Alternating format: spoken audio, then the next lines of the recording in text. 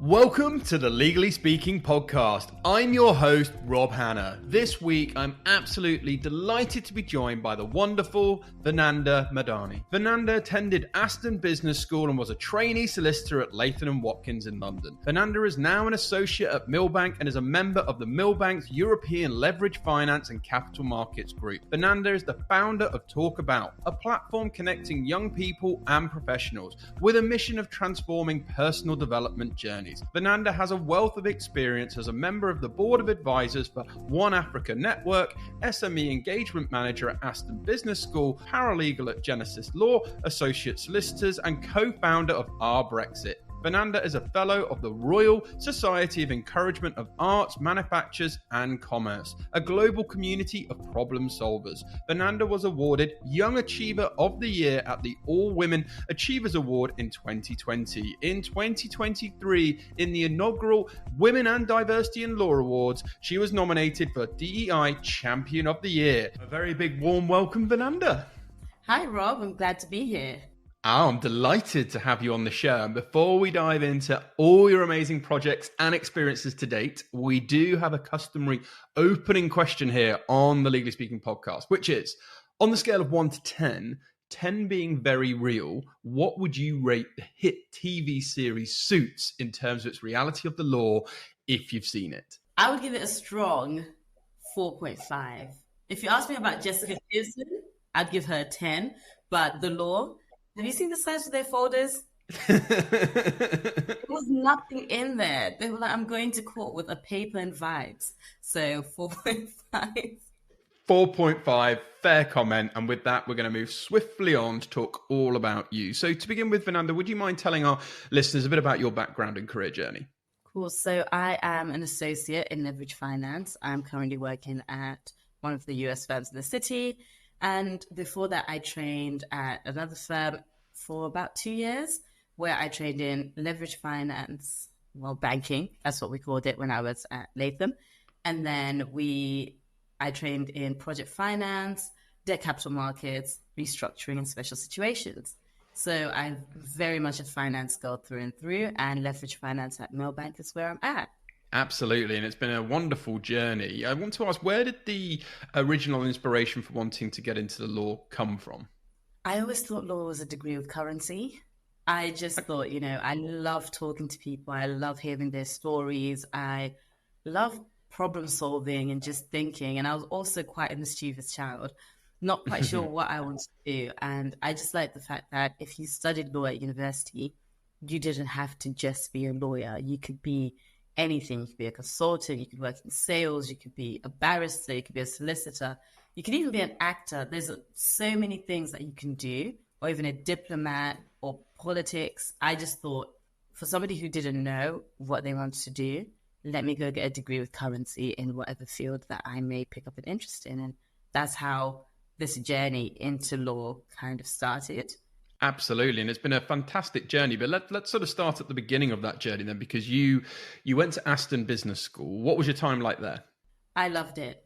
It was quite nice because it had not that many students. I can't remember off the top of my head, maybe about 100 or so, just over 100. So you really got to know your peers. You got to know the lecturers. I loved being able to just go to the lecturers, walk into their office and ask them a question. Like, I don't quite understand this. And they'd explain it to me. And I think in a way, having gone to a much smaller university then had a trickle down effect into the kind of environments that I like to practice law in.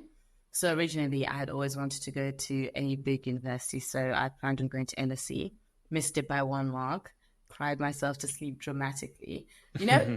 I couldn't even use tissues to get the tears. It was just so sad that I had to cry into a towel because then it could be a lot more efficient. So I think the whole efficiency thing makes sense why I'm a leverage finance lawyer. But yeah, I think going to Aston really replicated all the things that I loved about a city university like LSE, but was also a chance for me to just take a step back and think, what do I enjoy? What do I actually like about doing law? Because at that time, I didn't know whether I wanted to be a barrister, what area of law I was interested in. And I think going down that route and just letting myself fall into things and fall into them well has been something that has really proven helpful for me. Yeah, absolutely. And again, everything that you have done, and you've given a really good lesson there of sort of, rejection as redirection, because like you said, you sort of had those tears, but actually, you still managed to get into a wonderful business school. And then from there, you obviously got into 𝐬𝐻𝐻𝐻, which is, obviously a very prestigious firm in the city of London, US top firm, and you were a trainee solicitor there. Would you mind sharing your experience of training with a global law firm like that in the city of London, and any top tips for people? You know how hard it is for people to break into these firms in terms of thinking about applying. My biggest tip is apply anyway. I had a talk years ago, and it said, you should never be the one to reject yourself. Let it be the other place.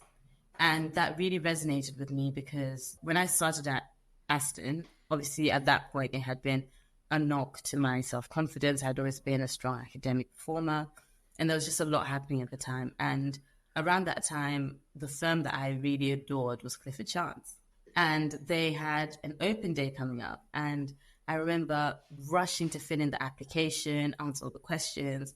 And then on the very last page, the question that I asked was submit or withdraw.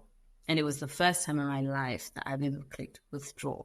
I put in all that effort into the application, adored the place, and then I was the one who rejected myself. Reason being, I was in the headspace of, if I can't even get into LSE being short by 1 mark, why would I ever be good enough to go to Clifford Chance? Why would I be ever good enough for a city firm? That was a very big defining moment for me, because later on it turned out Clifford Chance was the firm that ended up really boosting my confidence. And all of those experiences, what it taught me was I had rejected myself from a place that was more than happy to have me. And as students, it can be so easy when you have a knock or go through a rough patch to now paint your whole life and your whole CV with the same brush that experienced that rejection or that knock.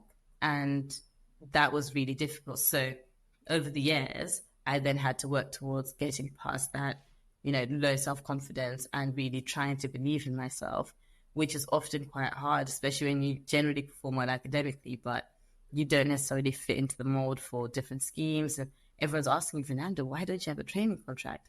For years. And it was really, really hard. And my biggest tip, I think, just to start it off would be, when it gets difficult, take a step back. Just because it's an application season right now doesn't mean you have to apply. Reevaluate your skills. So what are you good at? What environments do you thrive in? This links back to that Aston point I made earlier. I love environments where you get to know everyone, where you can walk into people's stores, where you don't just feel like a number.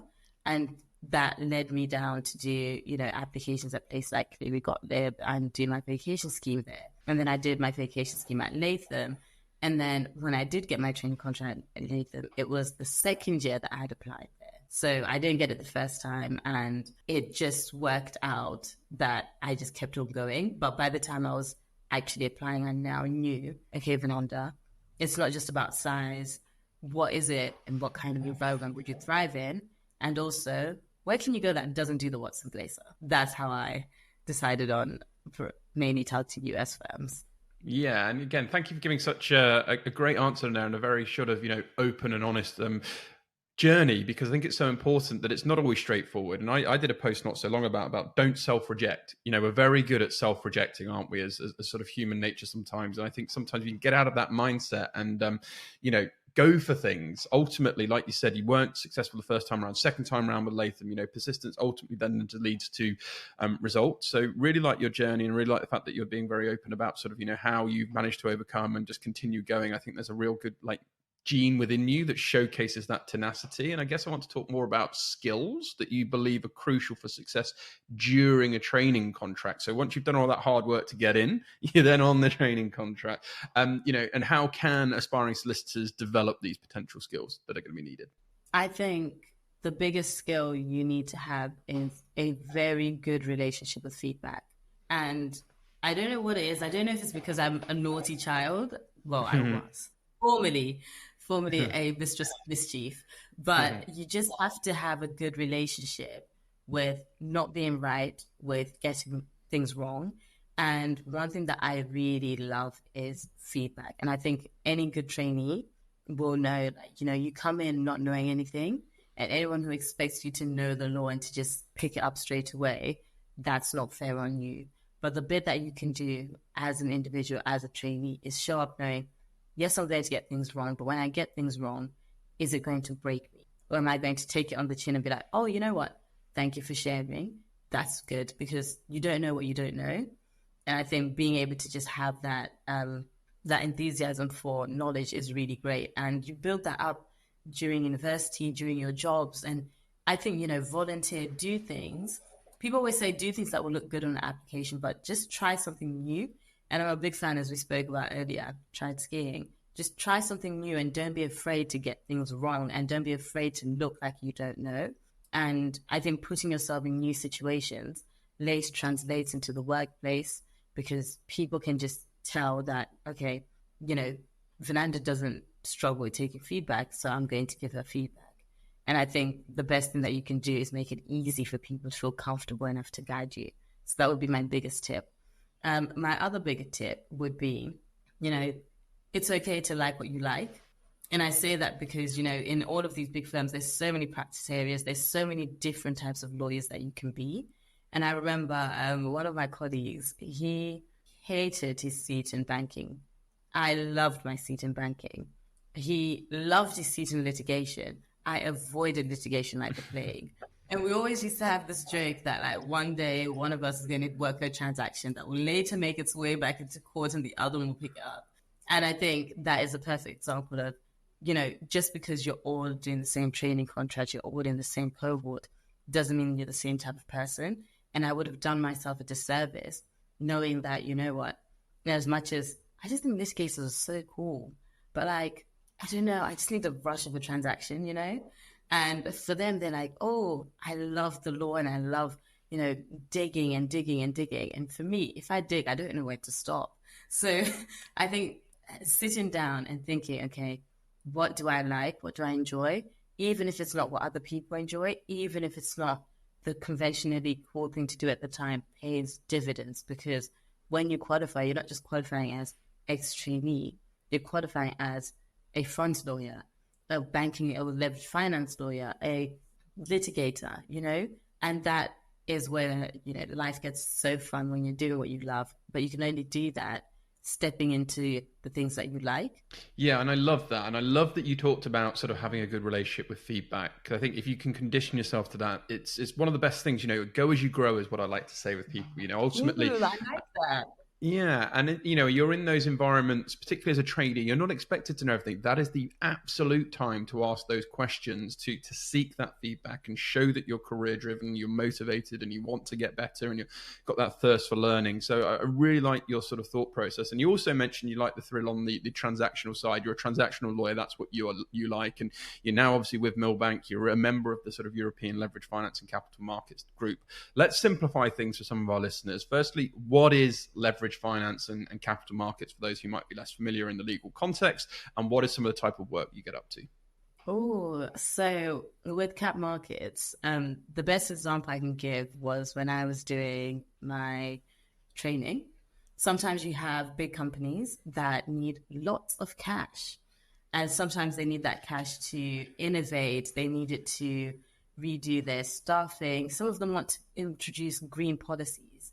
And you can either go to a bank or you can go out to a community of note holders, and those note holders will then say, okay, you know what, Rob, I love what your company's doing. I want to support the vision, and I know you need a bit of money and you're going to pay me back later. You come to me and me and all of my friends will give you £5. And then you say, Venandah, thank you for your £5. I will now invest this into my company, and in exchange, here's a coupon. And in 5 years' time, you can come back and say, Venandah, I want my money, and you're going to get a little bit extra on top. So that's essentially how capital markets works. And you, in this instance, would be the issuer, because you're issuing all of these notes, and I would be the note holder because I hold that note that says, Rob owes me money. And in between all of that time, you then do all of the things you said you wanted to do. You build out your company, you invest it, you grow, and everybody thinks that's cool. That's cap markets for dummies. Probably has a bit of things missing in there. And then with leverage finance, I just that's my main area, and I love it. I love the idea that one day you could be working for a company in a completely random industry that needs financing, that either wants to pay back a previous loan, that wants to take on a new loan.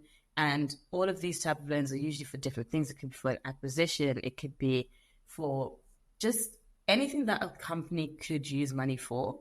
That's what they do. And to a lot of people, it sounds quite boring because they say, it's just loans. But what's amazing about it is it's a practice where everyone is on the same page. No one's fighting to not get the funding.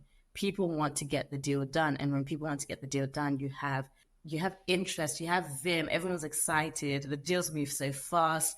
You have the sponsor side, which represents companies, and you have the lender side, which represents the banks or the private credit funds. And we tend to do more lender side finance, sometimes sponsor side.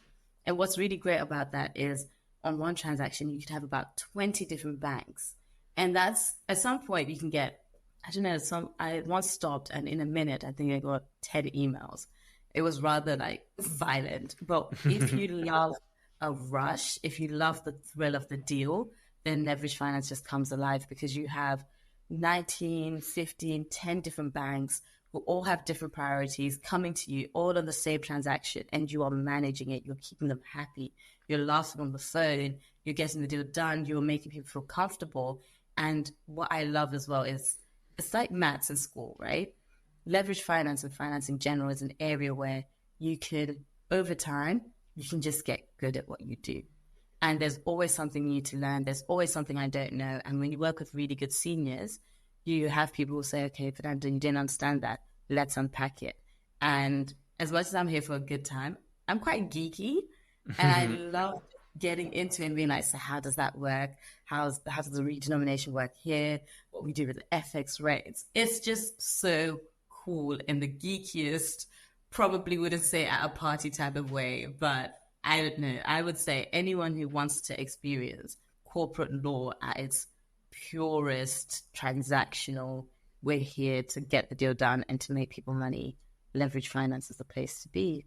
And it's really fun. There we go. So I love that you gave some really good examples there of breaking down the practice area. Are you tired of the current legal practice management software hitting you with outrageous price increases? Well, it's time to put an end to the renewal pain and discover 𝐬𝐬𝐬, the trusted legal practice management solution for thousands of UK solicitors. Did you know that some providers have recently increased their prices by a staggering 300%? Don't let this drain your budget any longer. With 𝐬𝐬𝐬, you'll experience cost-effective flexibility, transparent pricing, and a smooth migration process. Choose a plan that fits your needs and budget with no long-term commitments. Monthly billing cycles ensure you only pay for what you use. And guess what? Plans start from just £49 per user per month. No hidden fees or surprises. Worried about the migration process? Don't be. 𝐬𝐬𝐬 will handle the migration of your existing data and set you up in a way that works for your firm. Their award-winning dedicated support team will make the transition smooth with zero downtime. Say goodbye to price hikes and hello to trusted software. Visit 𝐬𝐬𝐬.com/UK/pricing to explore more plans and take control of your budget. So let's put yourself in your shoes. A typical day. What does a typical day look like for you at Millbank? A typical day is I wake up. That's always a good start. Yep. I go to the gym in the morning, and then I come back home. Then I make it to the office and I have breakfast. So we have free breakfast at Millbank, which is always really good. If I get stuck on a call, I have a really, really amazing secretary. And she knows that I really like my porridge with some fruit compote. So she'll get a bowl ready, and she has a post-it note that says Happy Tuesday. And it just starts my day right. So I know, I just adore my secretary. So I start my day with breakfast. Then I check all of my emails. By all of them, I mean the most urgent ones if it's a really busy day. And sometimes this starts way before I get into the office. So we have our work phones on us. And I like to just make sure that before I go to bed, things are done, but in the morning, I'm at least aware of anything that's urgent, because then I can either work from home and start a bit earlier. But once I end, you have a few calls during the day, This may be to just iron out some terms in the term sheet or figure out what your clients are, looking for. Sometimes if I'm put on a new deal, we'll have a kickoff call, which is always really great with the team. And I think it's a really good example of best practice where the seniors and the juniors and even the tradies, you're all in the same call or meeting, and you outline, what's happening with this deal, why are we doing it, who are our clients, what's our immediate actions, and you just feel like you're hitting the ground running. And then that takes us to the afternoon. Sometimes we have a bit of training. And then in the evenings, that's when the bulk of, my drafting work happens. And not saying that late nights are great, but I'm a late owl. So I don't know. My mom's always said I have a bad habit of I start really waking up and coming alive 5 p.m. onwards. And, once we get to 10 p.m., now we're in hustle mode. That's when I'm in the zone. So a lot of that time is spent drafting documents, legal opinions, reviewing items, preparing checklists, helping out with facility documents. And what's really exciting is no one day is the same. And I know everyone says that, but I really do feel it now that I'm an associate compared to when I was a trainee. And what's also been quite good in terms of changing and seeing how it's impacted my day is I now spend some time also working with trainees, explaining why we do what we do and why our task is the way it is. And I think, that's also really great for any supervisor, anyone who's working with someone junior, is you have to know your stuff to be able to explain it. And that's really pushed me to spend a bit of extra time to understand the context and not just do things, because I don't want to be in a position where I don't know.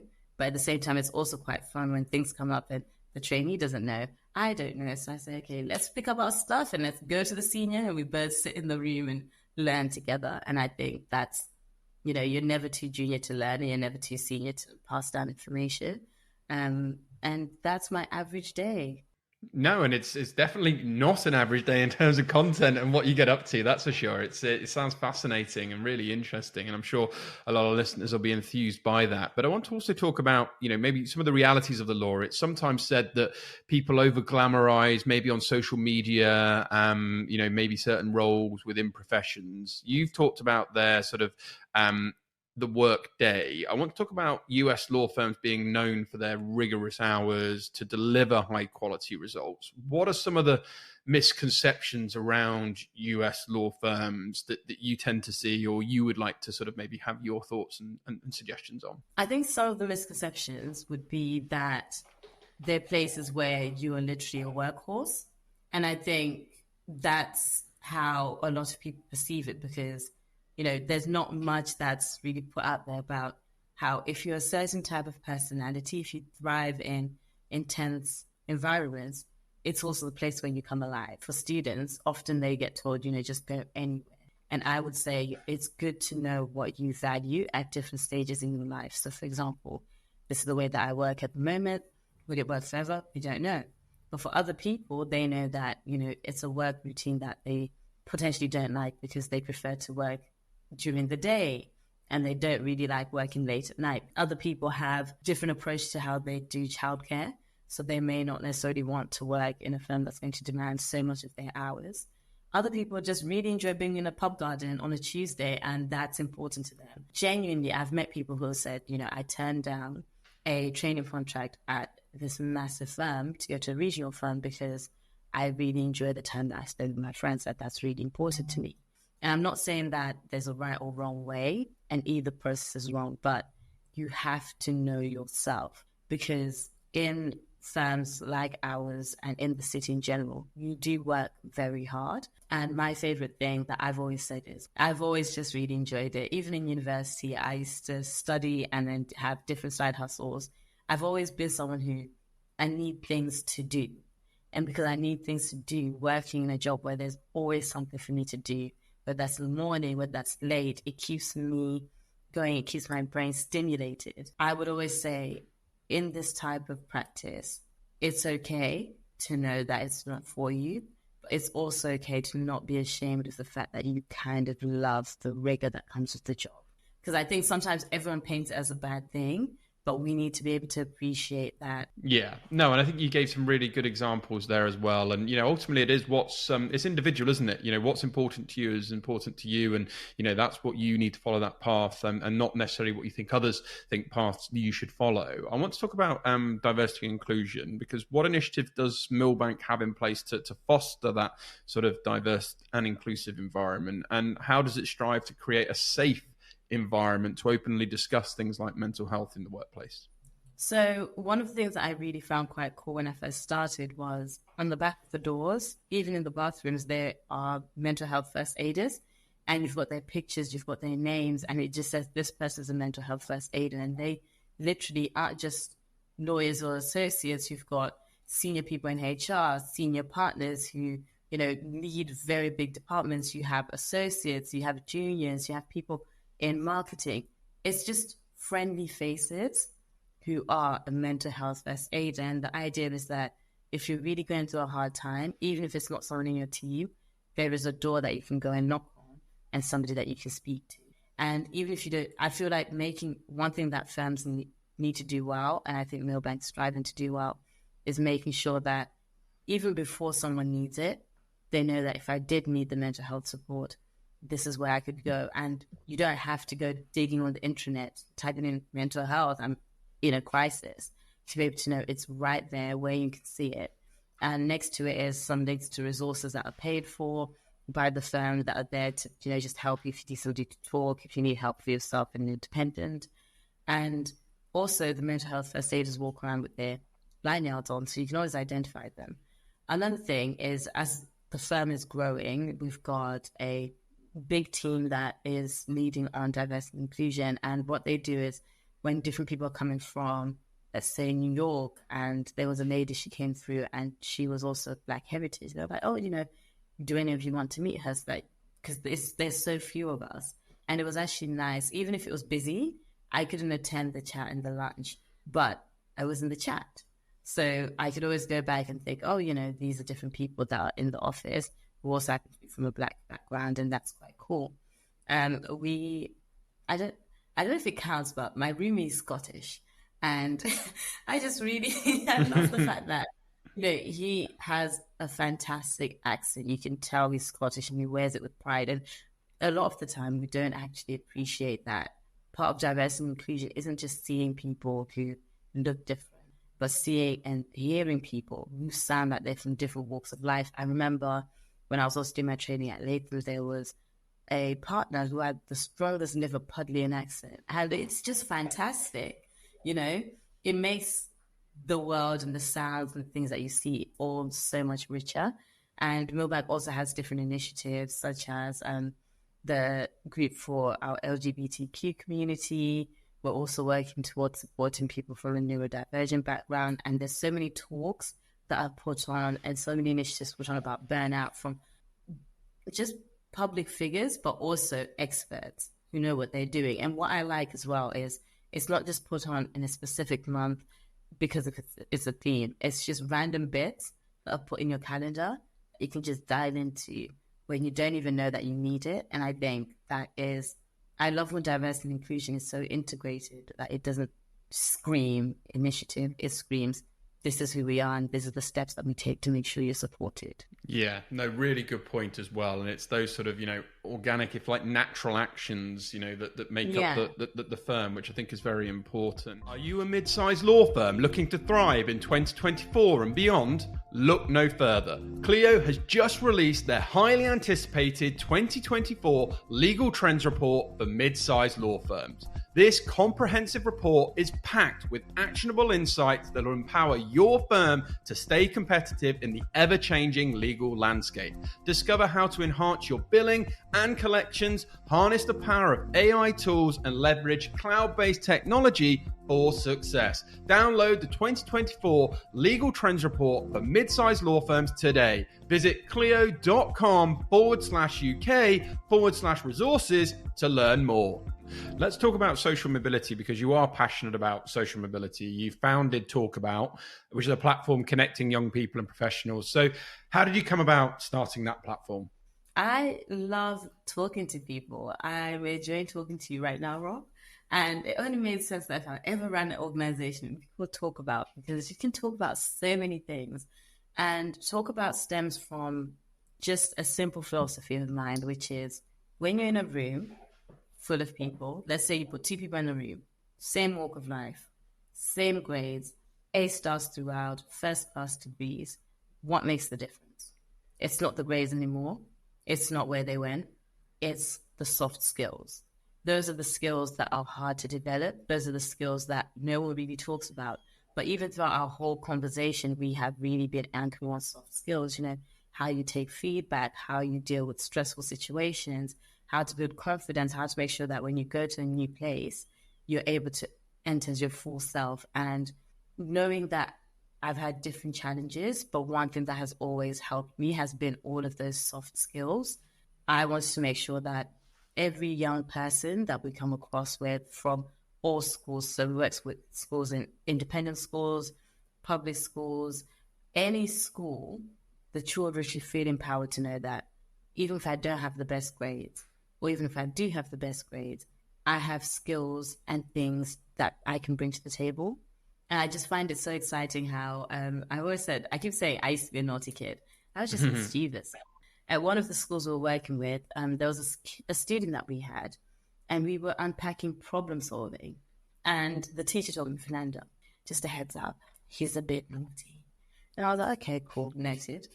And then with the task, there was a piece of paper and you had to write down people that had that skill, where that skill comes alive, and all of these different things. And he wrote down quite a problematic figure when he was talking about the problem-solving skill. And what I found interesting about that was the teacher was like, oh my gosh, I'm so sorry, Venandah. Like, he's doing it again. And I was like, no, let's hear him out. And I was like, it was problem-solving, and he put Hitler. And I said, okay, talk me through that.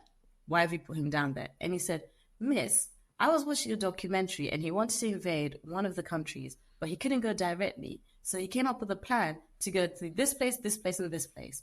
And I'm not saying he's a good man, but I'm saying that was problem solving. And in those instances, you could see the teacher took a step back and thought, this kid that's labeled as bad wasn't just being mischievous. He was genuinely thinking through this. And afterwards, I was like, okay, cool, that's really interesting. Can you talk me through other leaders that are good public figures, problem solvers? And he did. And then I said, can you talk me through jobs that have problem solving skills? I was like, oh, I could be a police officer, I could do this, I could do this. And suddenly you've taken a bad apple, so they say, and you've raised his aspirations. You've helped him see what all the things he could do just by looking at a soft skill. And that's what I love. And it's always really great when you work with organizations that understand that diversity and inclusion isn't just about getting people that look different and ticking a box, but it's about making sure that every person that you meet and every young person that you come across understands that they have something that they can bring to the table, and that they have all these skills that make the workplace so much richer and so much more fun. So that's how I came to build Talk About, and that's why I just really enjoy it so much.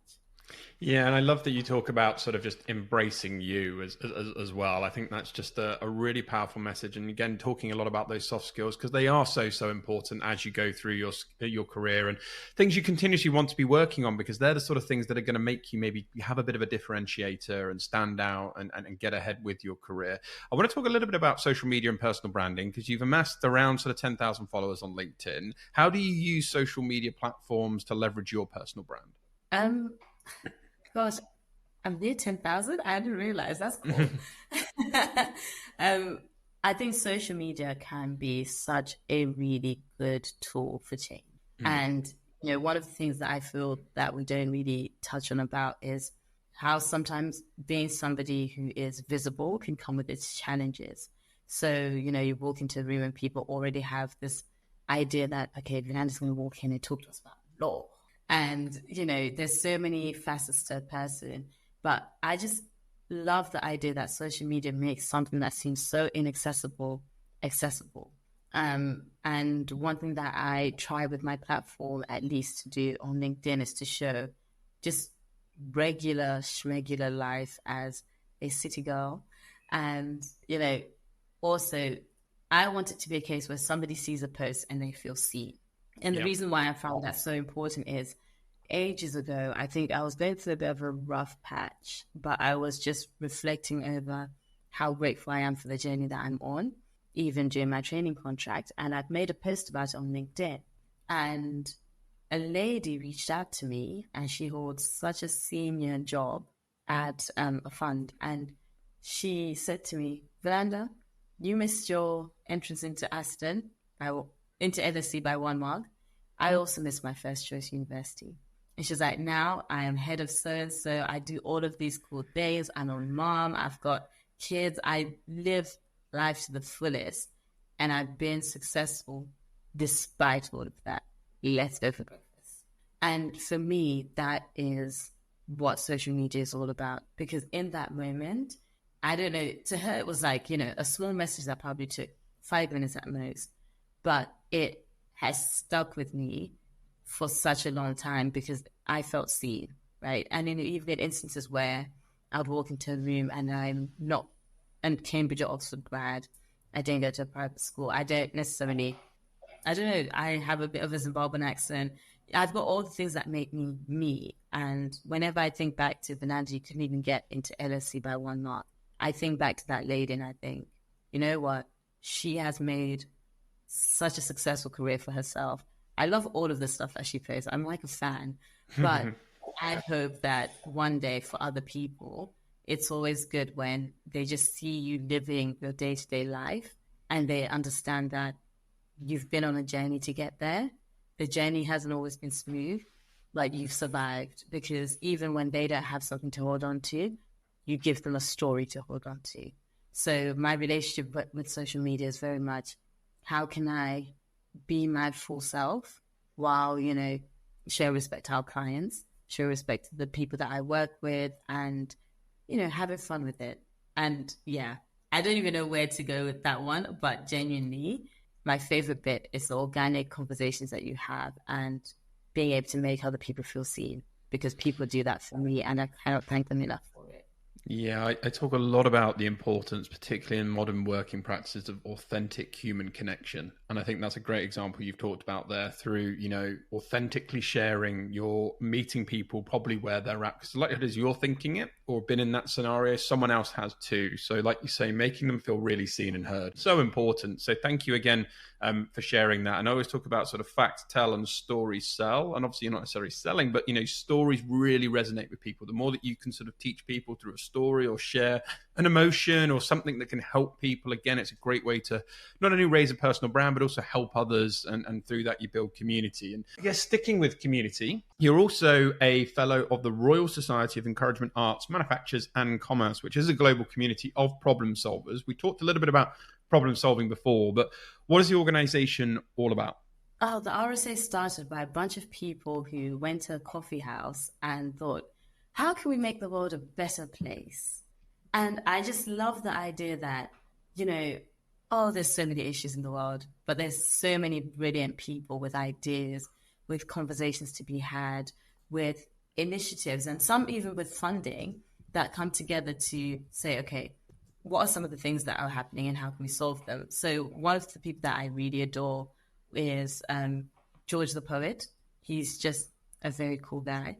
And I used to love listening to his poetry, and he was also a fellow of the RSA. I went to a school that was that did the International Baccalaureate, and they were part of the RSA schools. And what they would do is, even though we were students, they would take us to the RSA house, and we would listen to conversations about what's happening in the world of media, where is TV going, how can we make sure that it's more inclusive, that there's more conversations. And I remember going to one of those talks as a kid single-handedly changed the trajectory of my life, because I asked the question to the head of Sky News, and after that I got scouted to do stand-up. And okay. I say that because they messaged me on Twitter like, hi Venandah, some strange man messaged me like, hi Venandah, would you like to do stand-up?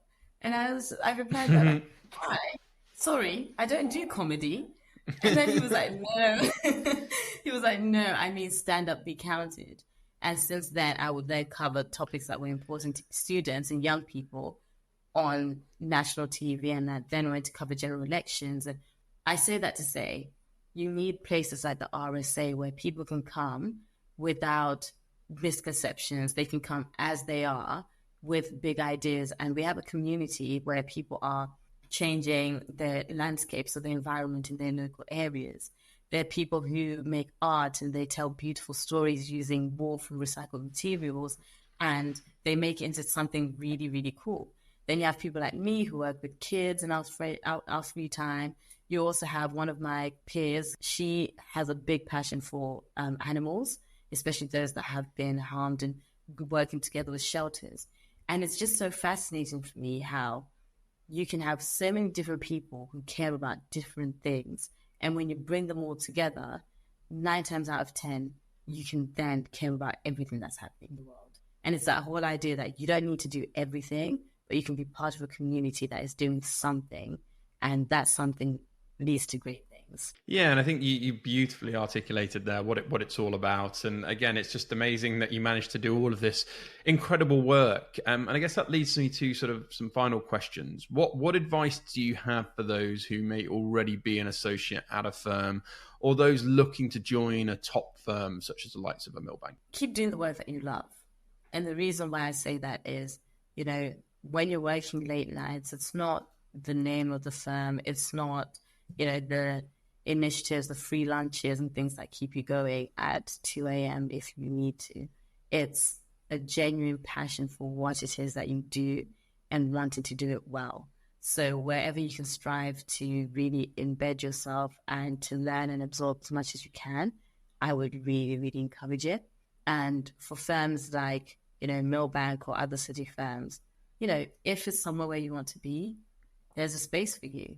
I would always say, just shoot your shot and apply, because you never know where you're going to go and thrive. And there's some really, really great recruitment agencies. Rob, you even help people out yourself. There's people that they can speak to if they're thinking, is this change right for me? And I always say, the conversation is worth having, because life is fun over here. Yeah, and I can sense the fun, I can sense the energy, and I love that. And I love seeing people that are passionate and in a career that they love. And it's been wonderful sort of going through all of that today. We've unpacked a hell of a lot in a very short space of time.